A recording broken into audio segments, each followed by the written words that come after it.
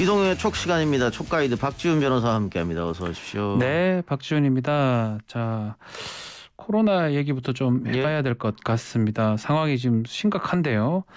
오늘 토요일부터 다시 거리 두기가 강화가 됩니다. 일단 문 대통령이 국민께 송구하다 이렇게 사과도 했네요. 뭐 사과할 수밖에 없는 거죠. 네. 어쨌든 위드 코로나로 가겠다. 전문가들의 우려에도 불구하고 했었습니다마는 위중증 환자 또 사망자가 급속하게 늘어나면서 예측이 실패한 거 아니겠어요? 그렇죠. 예측이 잘못된 거죠. 결국은.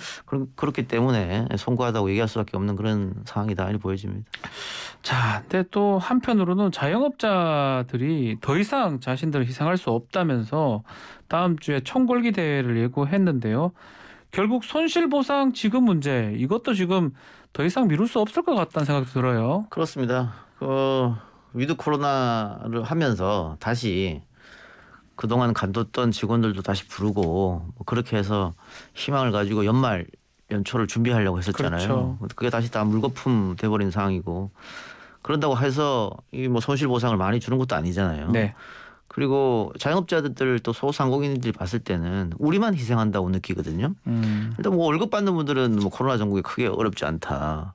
게다가 대형 마트 이런 곳은 여전히 사람 그대로 다 받고 있잖아요. 네, 그대로 하고 있어요. 제한 없지 않습니까? 네. 게다가 그동안 확진자가 굉장히 많이 쏟아졌던 종교시설, 종교단체 여전히 거기는 안 막고 있거든요. 교회 같은 경우 안 막고 있잖아요. 네. 이번에도 강하게 4인 9시 10시 다시 돌렸는데 여전히 교회는 허용한단 말이에요. 그러면 그 자영업자들 생각은 정말 우리만 이렇게 희생하는구나 이런 생각이 들 수밖에 없기 때문에 이분들이 총궐기대회 한다는 거 저는 어느 정도 충분히 이해가 간다고 생각합니다. 그 관철이 될까요? 끝까지 할까 어떻게 될 것 같습니까? 그러니까 지금 이재명 후보가 빨리 방역을 강화해야 된다. 근데 그 선제 조건을 달았던 게 있지 않습니까? 현금 보상 같은 게 있는데. 그렇죠. 선 지급 후에서 정산하기 너무 급하니까. 네, 먼저 지급하고 정산하고 이것도 당정이 논의를 하고 있다고 하는데 어떻습니까? 아니 그래 토요일부터 지금 한다는 거잖아요. 네. 논의해서 언제 한다는 겁니까? 토요일이면 내일 모레입니다 사실은. 저는 잘 안 될 것 같아요. 특히 기재부가 지금까지 행태를 보면 끝까지 완강한 모습을 보였단 말이에요. 네. 곡간 비울 수 없다 이거잖아요. 그렇죠. 그렇기 때문에 잘 안 될 것 같습니다. 근데 좀 이해가 안 되는 게 지금 경제지표 외부적으로 보이는 경제지표가 너무 좋습니다. 네. 수출액이 연일 사상 최대를 갱신하고 있어요. 무역액도 마찬가지고. 그래서 경제대국 9인이 10인이 외환 보이고 사상 최대니 맨날 그런 얘기하면 뭐합니까? 그럼 피부로 느끼는 거는 전혀 아니거든요. 또 풀 수 있으면 풀어야 되는 게. 그렇게 많이 지금 수출도 많고 잘하고 있으면 좀 풀으라는 얘기입니다. 왜 다른 선진국에 비해서 우리는 그렇게 못하느냐. 그 얘기를 하는 거예요. 천조를 푸는 나라도 있는데요. 자, 김종인 위원장도 집권 후 손실 보상 추경 이렇게 얘기하다가 오늘 긴급 예비비로 추경해야 된다라고 주장하면서 또 코로나가 대선을 집어삼킬 수 있다 이런 발언도 있는데 아마 김종인 위원장도 이제 안 되겠다는 어떤 판단을 한 것 같습니다. 지금 한시가 급한데 네. 그리고 지금 위드 코로나에서 다시 방역 강화를 한다. 여론조사해 보면 상당히 많은 분들이 압도적으로 다시 되돌려야 된다고 얘기를 합니다. 국민들이. 네. 그러면서도 한쪽에서는 자영업자들 걱정하고 그런 거지 않습니까? 네. 그러니까 다들 엄중하다고 생각하는데 국민의힘에서 계속 50조든 100조든 우리가 집권하면 주겠다. 한시가 급한데 네. 그렇게 되면 선거에 악영향을 미칠 수 있으니까 김종인 위원장이 말을 바꾼 게 아닌가 그런 생각이 듭니다. 네. 아유, 코로나도 그렇고 이 거리두기 또 해야 되는 상황이긴 한데 어떤 경제적인 부분, 그렇죠. 소상공인 부분 이건 무시도 못하고 그렇습니다. 참 이러도 못하고 저러도 못하는 상황이 아닌가 생각이 듭니다. 예. 참 다들 힘든 상황인데요. 자, 오늘 또 아침에 또 큰 얘기가 좀 나왔습니다. 이재명 후보 얘기인데요. 장남의 불법 도박 의혹이 제기됐고 이 후보도 아마 90도로 인사하면서 바로 사과를 했습니다. 또 이동호 씨, 장남 이름이 이동호 씨죠. 바로 사과를 냈는데 발빠른 대처 같긴 한데 어떻게 보셨습니까? 바로 대처해서 사과하고 아들까지 직접 사과했다. 네. 이거는 잘한 대처죠. 나쁘진 네. 않죠. 나쁘진 않고 이재명 후보나 민주당을 지지하는 또 지지층 혹은 일부 유튜버들이 이런 것에 대해서 쉴드 치기 위해서 네. 상습 도박이 아니다. 금액이 작다. 게임일 뿐이다. 게임머니 바꾸는 거다. 이런 이야기를 하는 사람들도 있던데 네. 그렇게 얘기하면 다시 제2의 조국 문제가 불거집니다. 네. 내로남불 불거지는 거고. 그래서 엄하게 그렇게 쉴드 치면 역효과 불어가지고 이재명 후보한테 더 안 좋은 상황이 가요. 어쨌든 현행법상 엄연한 불법 행위를 저질렀기 때문에 이거는 이 후보가 바로 사과하고 뭐 자식을 잘못 키운 죄가 있다. 책임을 통감한다. 이렇게 한 것은 외국 사례에서는 사실 볼 수 없죠. 네. 뭐 다 큰 성인이잖아요. 그렇죠. 다 큰 성인 뭐몇 살이니까요? 7살인가 예. 그렇다는데 뭐 군대도 갔다 왔고 다 큰 성인이 하는 것을 뭐 정치인 아버지가 뭐 대신 사과하고 뭐 이럴 외국은 없습니다만 우리만의 독특한 또 문화가 있으니까 그렇죠. 우리 입장에서는 뭐 이렇게 사과하는 게 맞다 그렇게 생각들어요. 근데 모르겠습니다. 국민의힘에서 이걸 가지고 건수 잡았다고 생각해서 계속 공격을 할지 안 할지는 모르겠는데 네. 잘 판단해야 됩니다.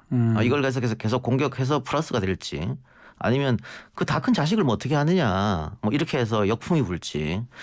그 지난번 경기도 지사 선거 때 남경필 전 지사 아들 성추행 문제가 있었잖아요. 네. 성폭행 문제 있었죠. 네.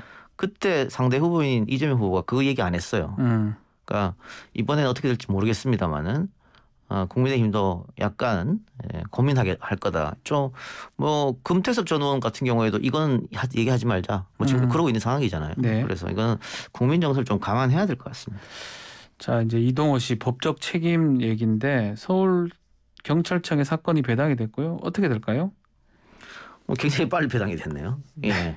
근데 뭐 이거는 배당이 됐고 조사가 들어가겠죠. 조사가 들어가는데 네. 이걸 뭐 오프라인에서도 했다 뭐 이런 얘기도 있고. 근데 그 오프라인이 젊은 친구들이 많이 가는 뭐 홀덤팝이냐, 그렇죠. 예. 아니면 정말로 돈을 걸고 베팅하는 그런 뭐 불법 도박장이냐, 뭐 이것도 한번 살펴볼 필요가 있고. 그리고 또 이 게임 사이트에서 환전을 했느냐 안 했느냐, 혹은 진짜 돈을 걸고 했느냐, 네. 아니면 가상의 게임 머니를 걸고 했느냐, 뭐 이런 것도 다 살펴볼 필요는 있겠죠. 근데 만일 환전하지 않고 그 게임 머니 옛날에 뭐 한 게임 고스톱 치고 어른들 뭐 그런 것처럼 했다 그러면 이재명 후보나 아니면 이재명 후보 아들이 즉각 사과를 했을까요? 그거 아니라고 보거든요. 그런 건 아니겠죠. 거기다가 뭐 파워볼에서 홀짝 게임에서 뭐 500을 잃었다 이런 걸 또 본인이 썼으니까 그거는 뭐 건전 사이트였다 그렇게 하기 좀 보기 어려워서 이거는 사과하고 이렇게 하는 게 맞는 것 같아요. 경찰에서 아마 경중을 좀 따지겠죠. 그렇죠. 사실 얼마만큼의 도박을 했는지 뭐 금액과 횟수하고 뭐 이런 걸 좀 따져서 결정하겠죠. 법적으로는 사실은 도박 관련해서 이 도박죄가 될 수도 있고 뭐 만약 승패 뭐 이걸 걸었다 그러면 다른 어떤 뭐 범죄 위반이 될 수가 있는데 뭐 기본적으로는 우리 형법상으로는 일시 오락이면 처벌하지 않는데 네. 그 이상이 될 가능성이 높아 보이긴 합니다. 지금 뭐 1년 좀 이상 했다고 하니까. 네, 좀 반복적으로 했다 그러면 뭐 이제 뭐 사실 500만 이하 상습 도박이 좀 높긴 한데 뭐 그런 부분까지 아마 경찰에서 아마 판단을 하지 않을까 할 것 같습니다. 근데 뭐 양현석 씨 케이스 같은 경우에는 뭐 20여 차례 했는데도 상습 도박은 인정 안 됐거든요. 상습 도박이라는 게 상습성의 발현이라는 게 이제 돼야 되는데 경찰에서 그런 부분을 봐야 됩니다. 습관적으로 막 계속 한다는 건지 그걸 봐야 되기 때문에 또 그냥 단순 도박이면 500만 원의 벌금이거든요. 뭐 징역형이 없는 경우이기 때문에 어떻게 될지는 한번 지켜봐야 될 것 그러니까 같습니다. 우리가 특히 도박에 대해서는 굉장히 엄하게 처벌한다. 네. 그러니까 시골에 할머니들 100원짜리 고스톱 치는 것도 그 도박죄로 입건 되는 경우도 그럴 수 있잖아요. 있죠. 그렇기 네. 때문에 대한민국에서는 이제 국가가 하는 것 이외에는 네. 굉장히 도박을 엄하게 처벌한다. 우리 경마라든지 뭐 경마, 복권, 경정, 복권 이거 빼고는 안 되죠. 강원랜드 안 됩니다. 그 네. 이상은. 네. 그런 건 다 허용해도 개인이라는 건 안 되기 때문에. 네. 예. 자, 그리고 아마 이재명 후보가 과거에 SNS에 쓴 글 도박 절대 하면 안 된다. 이건 망하는 길이다. 뭐 패가망신 길이다. 이런 게 다시 올라오면서 뭐 본인의 발목을 잡았다 하는데 이거 본인이 한 게 아니고 뭐 아들이 한 거니까 그렇죠. 좀 이 후보 입장을 좀 씁쓸할 거예요. 이재명 후보가 왜 그렇게 도박을 싫어하고 그런 글을 올렸냐면 이재명 후보의 선친이 과거에 도박을 좀 해서 안동 고향에서 조그마한 밭도 또 집도 다 날려서 네네. 그래서 먹고 살 게 없어서 성남으로 온 거거든요. 그러니까 본인이 아버지가 그렇게 한 걸 직접 봤기 때문에 그 도박에 대해서 상당히 안 좋은 그런 인식을 하고 있는데 아들이 또 이렇게 했으니까 굉장히 씁쓸할까 싶습니다. 자, 윤석열 후보 얘기도 좀 해야 될 것 같습니다. 자, 부인 김건희 씨 관련해서 대국민 사과를 검토하고 있다고 하는데 뭐 윤 후보나 지금 김건희 씨 마찬가지 같아요. 좀 내로남불 같다는 해명, 반박, 좀 진정성이 의심받는 사과인데 이런 상황인데 대국민 연설을 한다면 메시지가 상당히 중요할 것 같습니다. 아니 이거 처음에는 엊그제만 해도 뭐 윤석열 후보가 그 대학교 가서 알아봐라. 네. 관행 아니냐. 이렇게 했다가 여론이 좀 안 좋아지니까 사과할 의향이 있다. 뭐 이렇게 된 거잖아요. 네. 근데 오늘 또 워딩을 보면 모든 걸 다 알고 난 뒤에 사과를 하든 말든 해야지 아무것도 모르는 상태에서 사과할 수는 없지 않느냐 또 네. 이랬단 말이에요. 네. 그게 이재명하고 좀 비교된다.